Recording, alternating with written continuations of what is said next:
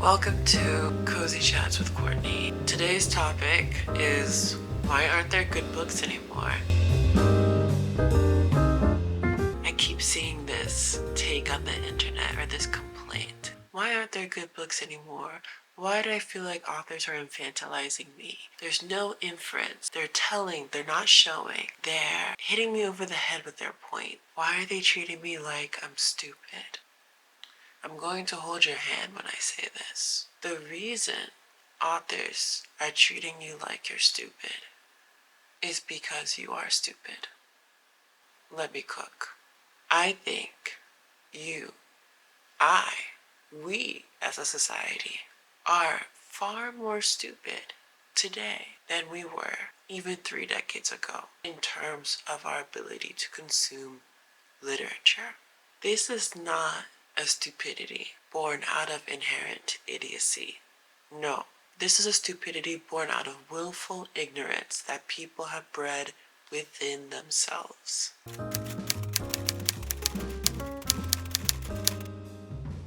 At the outset, we have to understand something. We exist in a capitalistic society, which means our publishing companies are looking first and foremost to make money. They cannot make money off of books they believe will not sell. And sometimes they are very stubborn in their beliefs or set in their ways about what we consume, even when we tell them no, we do like this. But more often than not, when we put our purse where our mouths are, the companies will follow. In due time, they surely will, to keep on making money. And one of the factors that will determine whether or not good literature is being published is the education of the masses. Because a highly educated public will not waste its time reading nonsense.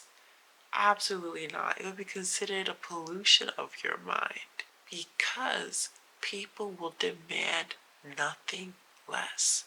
And therefore, publishing companies will scour the earth looking for those authors so that they can keep making money and keep existing. But in societies where there is low education, a war on education, rampant anti-intellectualism, people no longer demand it because they're not able to understand it. People cannot demand what they do not have capacity to understand. And right now, there's good argument for saying good literature will struggle to sell in modern day America because of our low educational levels. The average American reads at a 6th grade level.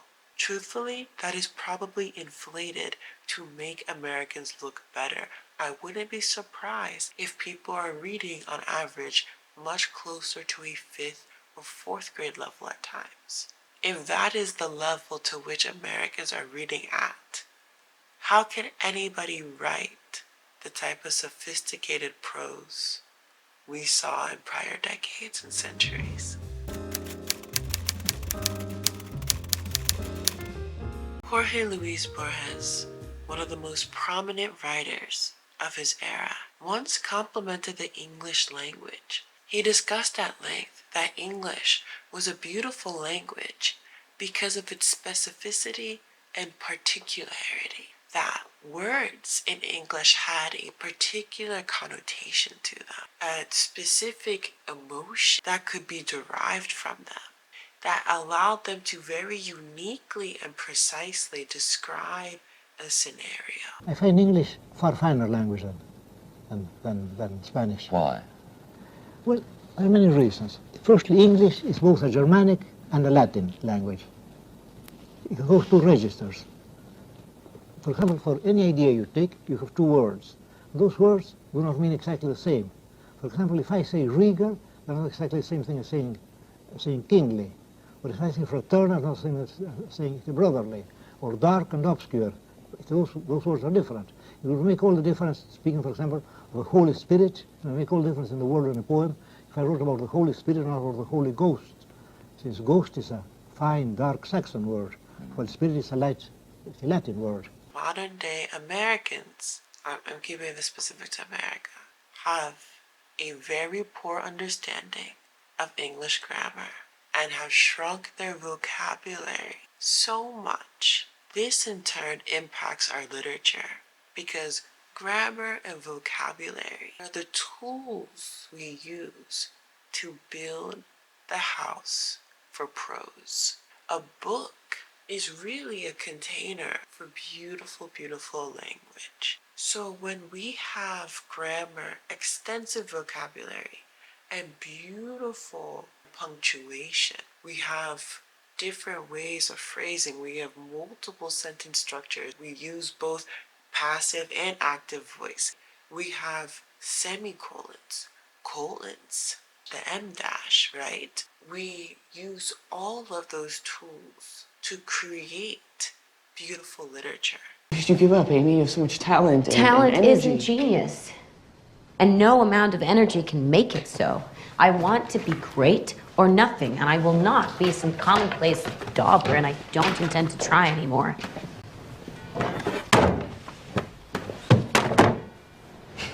What women are allowed into the club of geniuses, anyway? The Brontes? Here are some examples of great prose, great grammar, great vocabulary by Charlotte and Emily Bronte, the greats.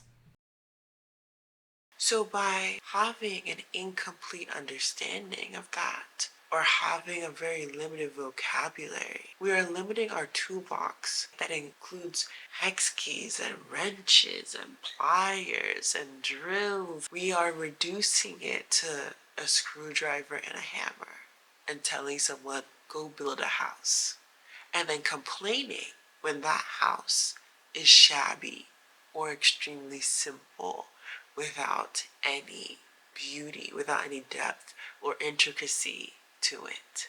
Well, and then there is another reason. The reason is that I think that of all languages, English is the most physical of all languages. The most what? Physical. Mm-hmm. For example, he loomed over. You can't very well say that in Spanish. Asomó? Well, no, but not exactly. Loom is not the same as to glance or peer over at something. No,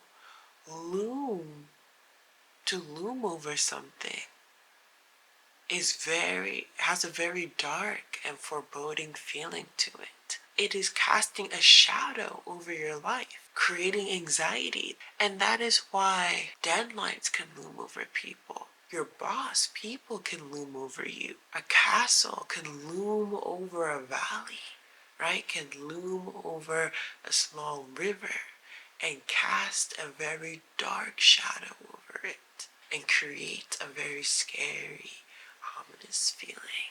When you have rich vocabulary that you are able to employ with the right particularity, then your prose becomes all that richer. But if your readers who are going to be receiving your writing cannot appreciate your efforts, cannot appreciate your sentence structure, your variety of punctuation, where is the incentive to write in such a way?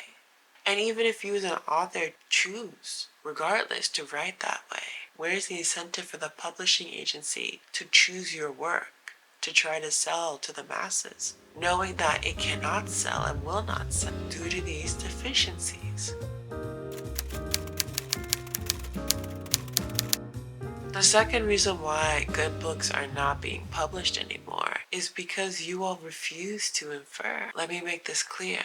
Some of you are correctly complaining that there's a lack of inference in the text, but I counter that point by asking how many of you actively engage in inference or have the ability to engage in inference. For example, there was a recent controversy with Sydney Sweeney and Sabrina Carpenter. Both of these women have been criticized for employing Lolita imagery in their efforts to publicize themselves. Here are some examples.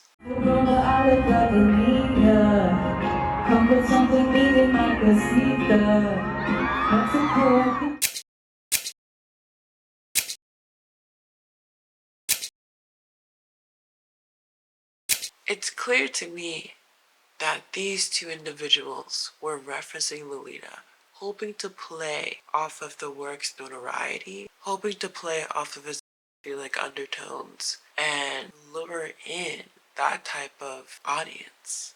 Yet, in my comments, I have young women, young girls, arguing with me that there is no Lolita imagery or inspiration, that they don't see it whatsoever, they don't know what or who Lolita is, that even if it did contain imagery, there's no indication that the artist or anyone on their team knew of it, and so it shouldn't be a big deal. Really? First of all, you're demonstrating to me that you have a lack of understanding of the literary canons of the West. Literary canons are works that are considered the most influential within the large body of literature for a specific region. Lolita, I would say, as of 2025, has worked its way into being a literary canon because of its impact on the West. Another common literary canon is the Bible. Threes. Why are threes so important? Trilogies, trios, good things come in threes because of the Bible. If you don't know the Bible, you don't know Western literature. The Bible is one of the most influential books in Western literature. It forms the foundation of many symbolisms we have, many references we have, both past and modern day. If you don't know the Bible, you don't know the West. And this is true no matter what locale you go to, whether you go to the East, whether you go to Africa, whether you go to Latin America. Each locale has their literary canons. Each locale has the philosophies, the religious philosophies and principles that make up their culture and provide you the references needed to truly understand their work. So if you don't understand the religious underpinnings, the philosophies, the cultural aspects deeply embedded within a society, you will not be able to appreciate at full length its literature. So if you don't understand, if you don't have an understanding or even knowledge of the literary canons that comprise Western literature, how is an author supposed to be able to reference them and play off of them and create room for you to infer something? Yet people want these authors to not have to hit people over their head when they're trying to get across their points.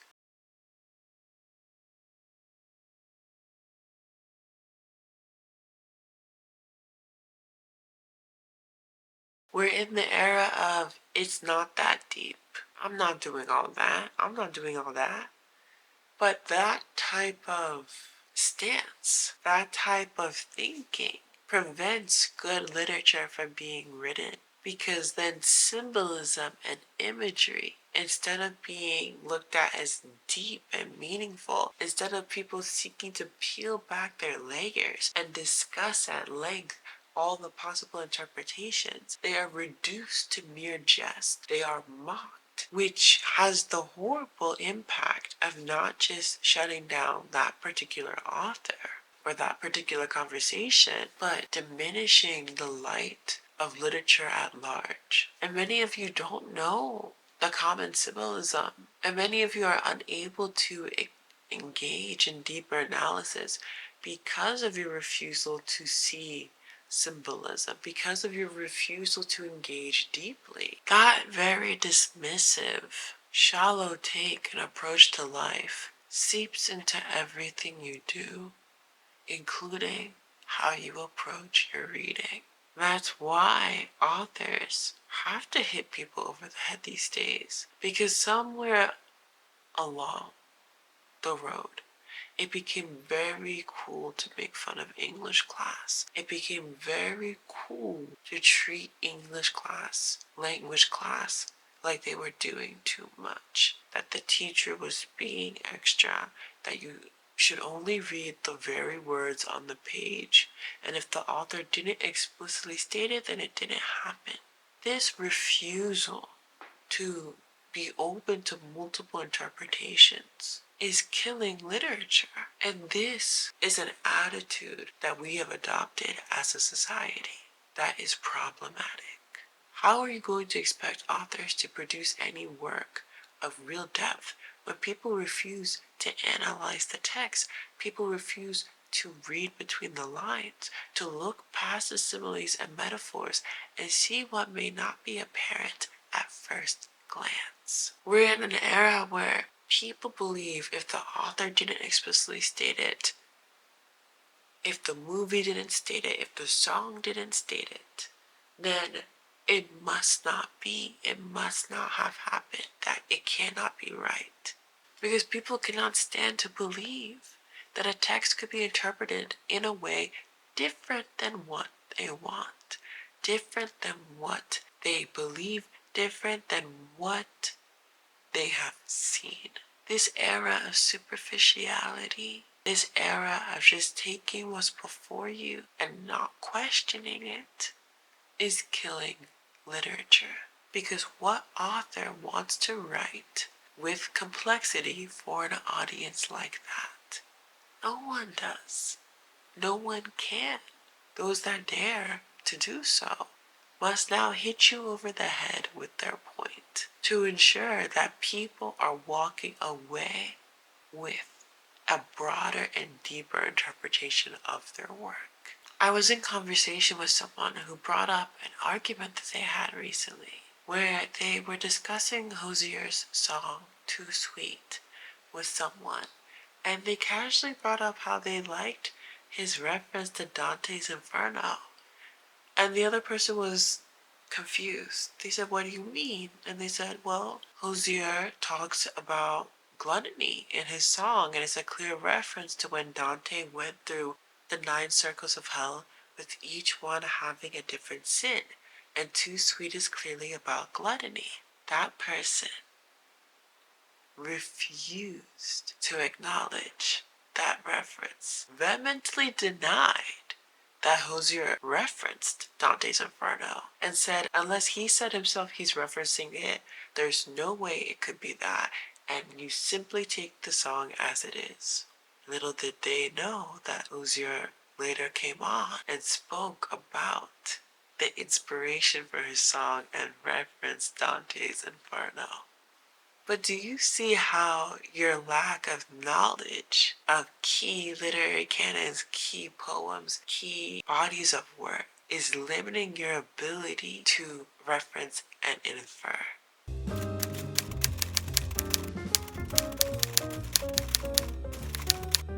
And this unwillingness to go beyond is also part of why people are prioritizing aesthetics over interpretation or discourse. For example, take Studio Ghibli. And I'm using a lot of non-literary references so that someone who does not read much can understand what I'm talking about a bit more. Maybe they've seen or heard these songs or movies. For example, with Ghibli, people have reduced Ghibli now to merely an aesthetic and a vibe. And it's heartbreaking because Miyazaki did not work so hard crafting beautiful, deep, emotionally heartbreaking stories for you all to just say Ghibli's a vibe. Hisaishi did not craft gorgeous, captivating, but deeply somber compositions and orchestral pieces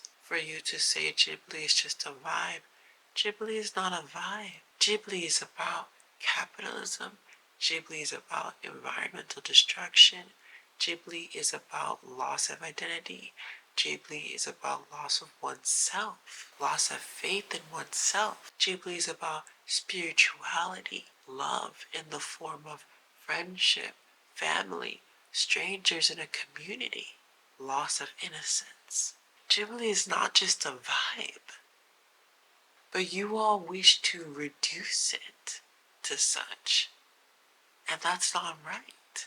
And when we reduce our appreciation of a work to an aesthetic or a vibe, we miss out on literature that is moving and complex and nuanced, but does not paint a pretty picture.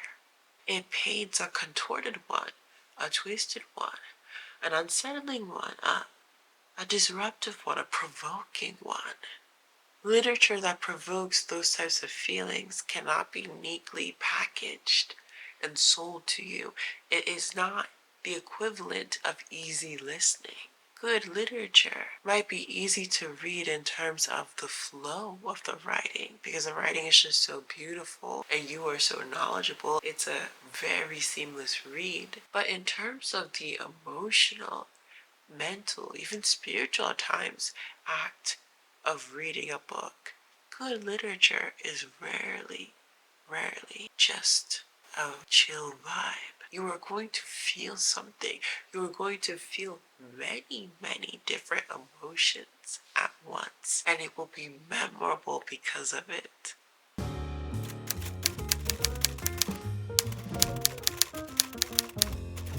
People have lost their ability to stretch and flex their mind. The rise of AI is only worsening our intellectual degradation. I was shocked the other day when I learned, and these were highly educated people. I was shocked when I learned how many people never in their life finished a whole book. And today, teachers no longer in many school districts teach a whole book. They're taking passages and just chapters and moving on. How can good literature be constructed from that? Knowing that no one has the attention span to sit through your whole book. And AI is not the start of this. Even during my era, when I went to school, people were using Spark Notes to write their essays. I never once touched it because I realized early on that anything I produced was far superior to that of most of my classmates because I was using my own brain. It was my unique interpretation, my unique flair, my unique thoughts. Yes, I made points many other people had stated, but the way I made those points, the way I related those points, and how I brought them up in my writing was unique and personal to me. But people don't want to do that anymore. If you told someone to read a 500-page book or a 1,000-page book, God forbid you recommend the Iliad, people will tell you today that a book has no business being that long, that you could have written it 100 pages. Sure, you could make a great pasta sauce in 30 minutes, but there's still beauty to the 4 to 5 hour slow churned, slow cooked sauce. Not everything is ramen. Ramen's great, it's a hit, it's lovely. But some things are a braised short rib. And I think so many people approach literature with the energy and thought that good literature should not be indulgent, that it should not require your attention for an extended period of time. So I think the use of AI just exacerbates this issue where people don't want to push the envelope, they don't want to stretch the limits of their imagination, to push against the confines of their mind, to deconstruct all that they have been taught, all that they have known, to analyze and tease apart their deeper feelings and propensities, or to challenge their underlying assumptions. People have no interest in doing that. People don't want to do hard work anymore. This is hard intellectual work, right? What we're talking about. Good literature is going to require you to flex the muscles of your mind. And people today have no interest in doing so. They would rather preoccupy themselves with dulling their senses through constant social media or other vegetative activities. And this propensity we have to lay waste to our faculties, just further accelerated by AI. You all use AI these days to look up recipes, to write common emails. If you have no desire to do that on your own, if you have no desire to even just flex your mind a little bit, to research that by yourself, or to write that and try and maybe get it wrong and improve, What makes you think you can appreciate good literature that challenges you and makes you work to understand it?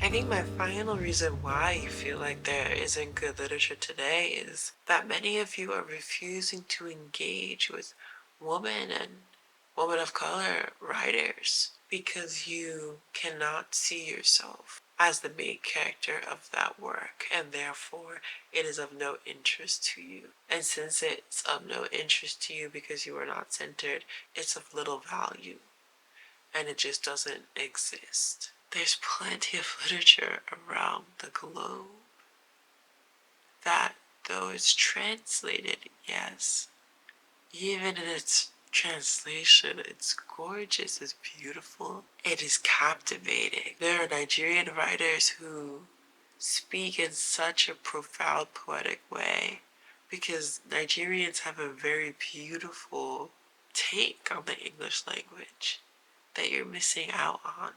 There are plenty of Japanese writers, especially Japanese women, who are writing fantastic works. I have a couple right here. Mieko Kawakami, Breast and Eggs. Convenience Store Woman, Sayaka Murata. There's no such thing as an easy job, Kikuko Sumura. All three of those women, these are recent works. Works that have been published within the last 10 years. They're fantastic. And I'll get into them if you want. But I think many of you need to expand your literature beyond your comfort zone, both within the US but also outside the US. There are still many great works being written. You just have not allowed yourself, gave yourself permission to uncover them. I actively push everyone to read books where they are not the main character. The main character does not look like you. The main character doesn't necessarily talk like you. They don't come from the same culture as you or the language as you. Because by not being centered, by not being the main character, there is a very beautiful understanding that also comes with that. And the fact that you are not centered in a work does not mean that that work is not compelling or interesting or lovely or serves no purpose in your life, cannot enrich your life. It's not true. So I urge you, or rather, I guess I implore, that you expand your horizons and seek out these writers, especially these writers of color, these writers across the globe who are producing the literature that you are yearning for. Sometimes as readers, we must examine ourselves and our own behaviors to understand why we are being fed the writing that we are being fed. Good literature starts with the author, but it's kept alive by the reader. Let that sink in. Good literature starts with the author, but is kept alive by the reader. Let's do better. I hope you all have enjoyed this video.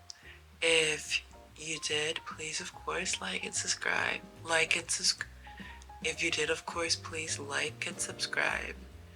And if you didn't, or if you have additional takes, additional nuance, or maybe even just outright differing opinions, of course, let me know in the comments. I love conversation. I love discourse. I just always ask you be respectful and you communicate your point with a certain level of particularity so we know exactly what it is that we are in tension or, in conflict about. But it's been lovely chatting with you all. I do believe that as a society, we can bring back intellectualism. I think if we are to consciously take steps to better ourselves, as readers and to demand good literature by turning back towards good literature and exclusively consuming that, we will soon have a plethora of great reads at our hands.